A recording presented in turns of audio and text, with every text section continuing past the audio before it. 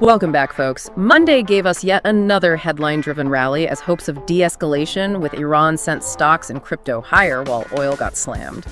But by the close, the charts were already flashing caution again, with SPY, QQQ, and DIA all rejecting right at their 200-day moving averages and giving back a big chunk of the intraday excitement. You're watching the Stock Market Summary series, and we're going to break this all down and get into what we're seeing. And as always, please note that none of this is buying or selling advice.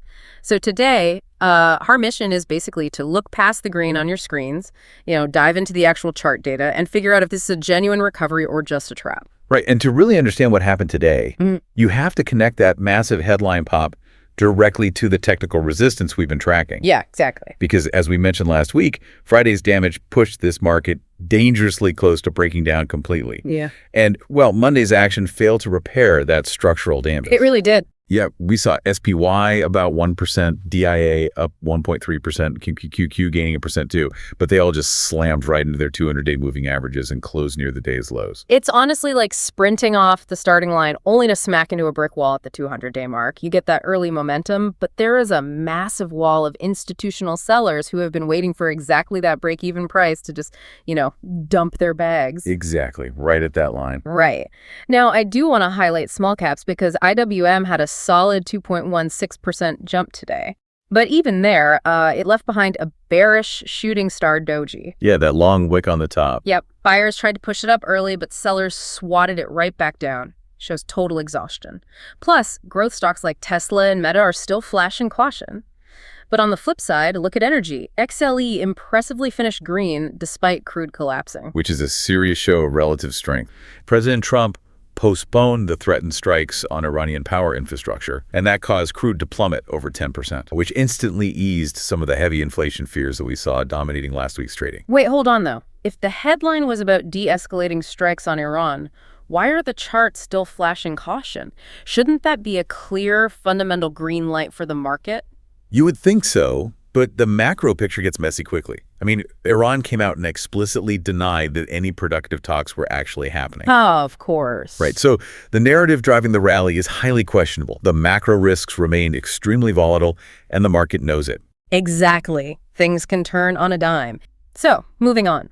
Since traditional markets are hitting that 200-day brick wall and macro risks are messy, you'd think investors would flee to alternative assets as a safe haven. You would. Right. Did that actually happen with crypto today? Because Bitcoin jumped 4.24%.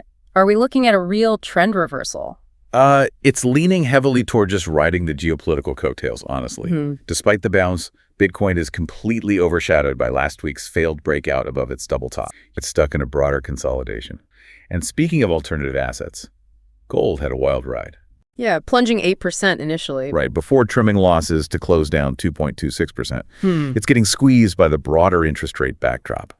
Because gold doesn't pay a yield. When rates stay high, big money prefers parking cash in bonds. Bonds that pay guaranteed interest rather than a metal that pays nothing. Makes sense. Exactly. Days like today are exactly why you have to use strict stop losses, avoid emotional FOMO entries when you see a big green candle be open, and never blindly trust a headline pop. The market will trap you if you aren't disciplined. And by the way, if you want to really dial in those habits, Grok Trade's mentorship program dives way deeper into all of this. That's right.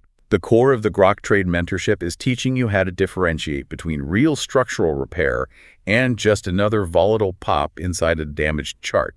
We focus heavily on reading main and minor trend lines, suspecting moving averages, and above all, executing disciplined risk management. It's a comprehensive approach. It is. It's a serious program providing ongoing support until you recoup your investment. And if there's one thought to leave you with today, is that this tape is highly sensitive to war headlines right now. As we look to tomorrow, ask yourself, can buyers actually deliver real follow-through? Or is this market still much more fragile than it is fixed? That is the ultimate question. Have a great rest of the day, everyone, and we'll catch you in tomorrow's market summary.